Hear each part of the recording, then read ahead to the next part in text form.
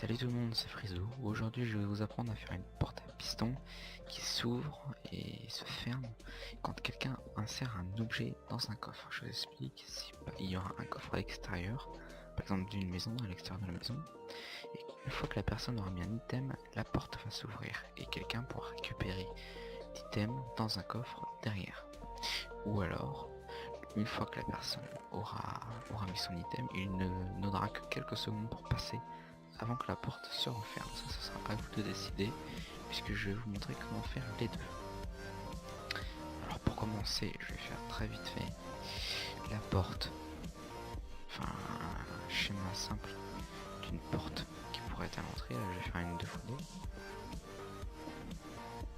Hop, voilà, comme ça. Donc ça, si vous voulez voir en détaillé ce que je suis en train de faire, vous avez juste à regarder le tuto précédent sur les portes, comment faire une porte 2x2. Sauf que à l'inversement de ce que je vous ai fait faire dans le tuto précédent, au lieu de mettre le système de redstone qui va descendre devant pour mettre des plaques de pression, on va le faire passer derrière. Non seulement ce sera plus discret, mais ce sera aussi plus pratique pour ce que nous envisageons de faire ensuite. Donc voilà, hop. Et c'est là que ça va commencer.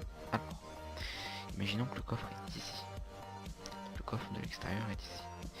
Nous allons creuser un petit chemin en dessous jusqu'à temps que vous voulez pour récupérer vos items. Vous allez faire ça sous le coffre. Vous allez passer un hopper dans ce sens.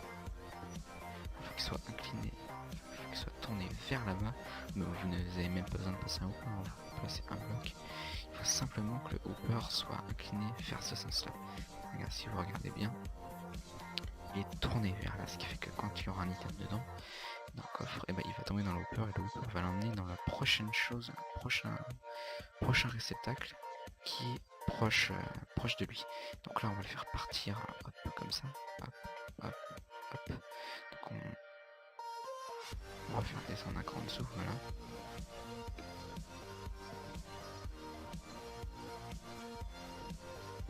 Et voilà. Donc là si vous regardez bien, ils sont tous inclinés vers la même direction, donc ça tombe, hop hop hop hop hop. Ils sont tous dirigés vers le coffre. Donc si je mets un item là-dedans, il arrivera dans ce coffre. Voilà.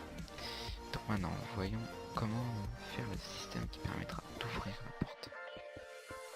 Je vais ranger ça, parce qu'on en a plus besoin.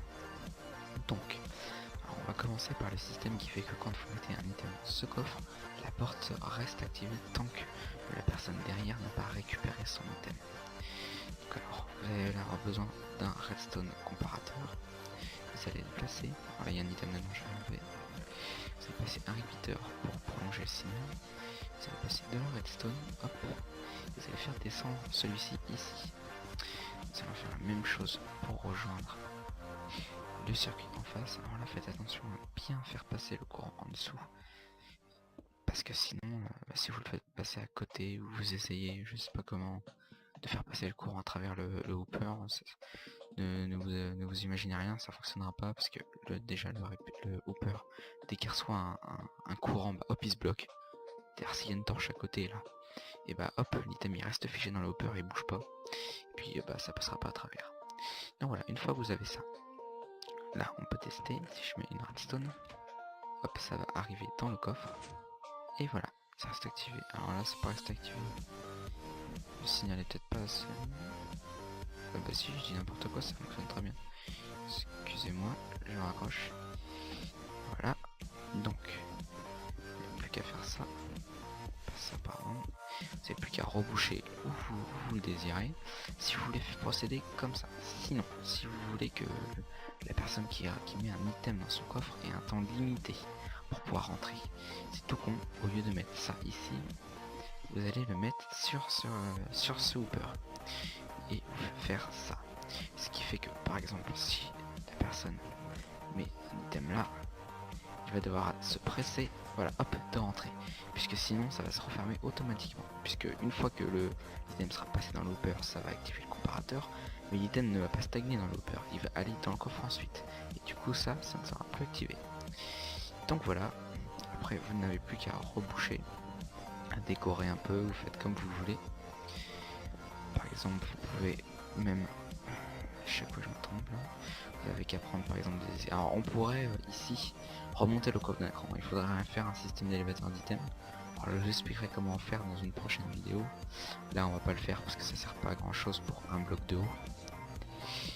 Voilà, vous avez juste à faire ça pour décorer un petit peu par exemple. Et voilà, donc là c'est mieux en général. Hein, vous vous en foutez de ce qu'il y a derrière. Voilà. Là vous avez qu'à faire, je sais pas, une sorte de dérivé comme ça. Et voilà. Pour pouvoir rentrer. Alors là, franchement, c'est vrai que c'est bizarre, je vous l'accorde. Enfin bon, vous faites comme vous voulez. Hein. Si vous voulez le remonter d'un bloc pour que ce soit plus symétrique, il va falloir attendre la prochaine vidéo dans laquelle je vous expliquerai comment faire un élévateur d'idées.